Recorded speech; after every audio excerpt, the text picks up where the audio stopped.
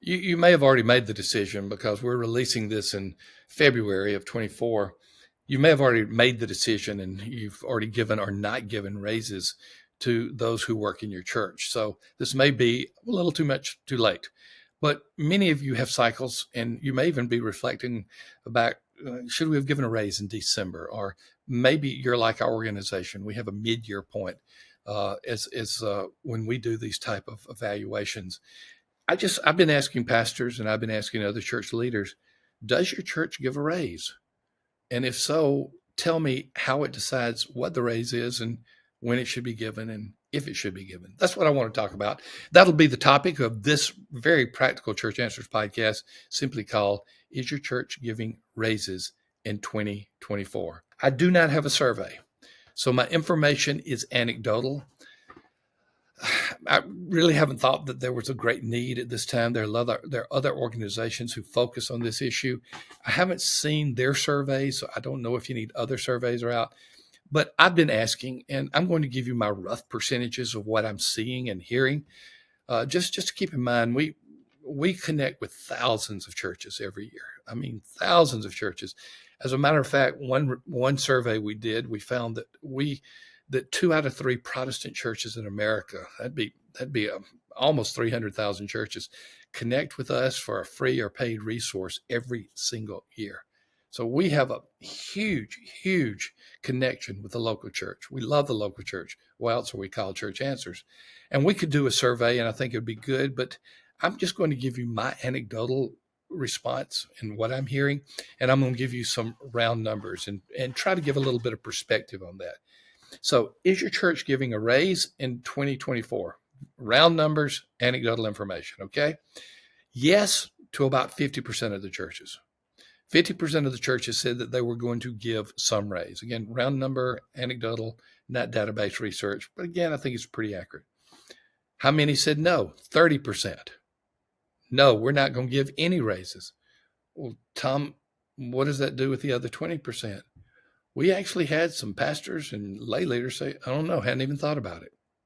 So they didn't know if there was a personnel committee. They did not know if someone else was doing it. And probably a don't know is more likely to be a no, because if the people we're talking to don't know if they're getting their own raises, my guess is that if they will get a raise in 2024, they're more likely in the no column. So it's probably about 50-50 overall.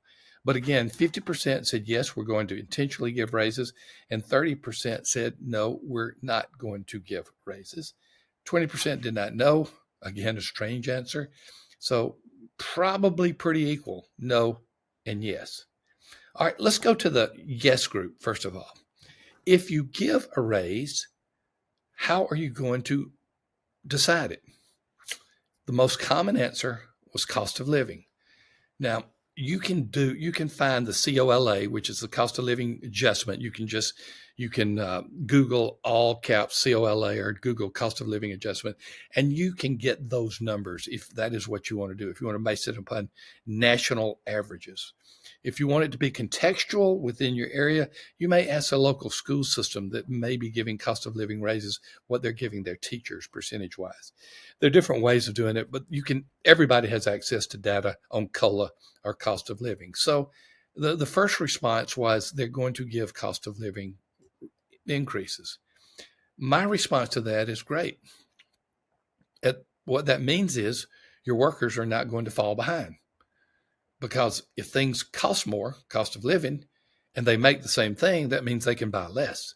And so their effective wage goes down, even though their actual wage does not. So the first answer I have is that is good. You're going to at least keep them even. But I wish there was more. I wish there was more that these churches would do. In addition to cost of living, I would love to see more merit-based raises. I like the issue that's often called differentiation, which means that those who are putting in more hours, those who are contributing more, those who are really a part of the team, they should get more compensation or raises than the others do. But the reality of it is most of the churches felt like they could barely do a cost of living, much less anything on top of that, which would actually get the employee, the pastor, the associate pastor ahead by providing something beyond the cost of living. So just hear me well on this. If the cost of living is 3%, 3% increase in 2024, and you get a 3% raise, or you give your pastor and staff a 3% raise, what you are saying is, all we're going to do is keep you even. We're not going to really increase you at all. We're going to give you just enough increase to stay even. I wish that more churches would give merit-based raises, which would be income on top of cost of living, but we're seeing very few churches do that. Those that do, thank you for doing that. Thank you for taking care of those who serve the Lord. Then how about the no? When they came out, the 30% said, no, we are not going to give a raise. What was the reason? Well, one of the most common reasons was we can't afford it. And my guess is that most of the people who are deciding whether or not pastors and other staff get raises, most of those who are doing that knew the budget, and they knew that that was a true statement. We have nothing more to give. Now, how would I react to that? My famous two words are, it depends. There's so many other variables. But is there a possibility that you have some full-time people that don't need to be full-time on staff? And maybe even without firing them, maybe that they retire or they move out. Instead of replacing them with a full-time person, you say, we really can get by part-time there. That gives more income to the more raise money to those who might be the ones that could benefit the most from that increase. There are other possibilities. I believe church leaders, when they say we can't afford it, I don't believe that church leaders have exhausted every possible alternative if they say that they cannot afford it. So what you're saying, if you do not give a raise in 2024, what you're saying to your pastor, to your staff, to your assistants, to everybody, is we know that you are going to fall behind in 2024. We know that things will cost, for example, 3% more, but you will not have more in your paycheck to pay for that 3% more. Again, I hate that. I want to call it a travesty, but maybe that's an overstatement, but I hate it when I hear that staff, pastors, assistants are not going to get any kind of raises. So where do we go from here? We go from here to err on the side of generosity, to err on the side of rewarding. I've been in too many churches where someone will say, well, let me tell you what I make, and it ain't that my pastor's overpaid as it is. Well, usually I hear that from a senior adult, someone my age, whose children are out of the home and whose mortgage has been paid off, and whose budget is pretty well set.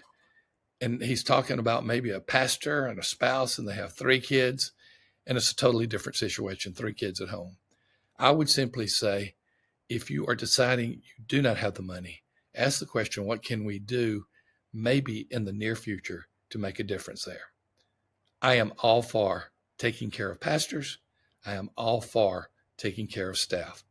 But the reality of it is, folks, most of our churches are not.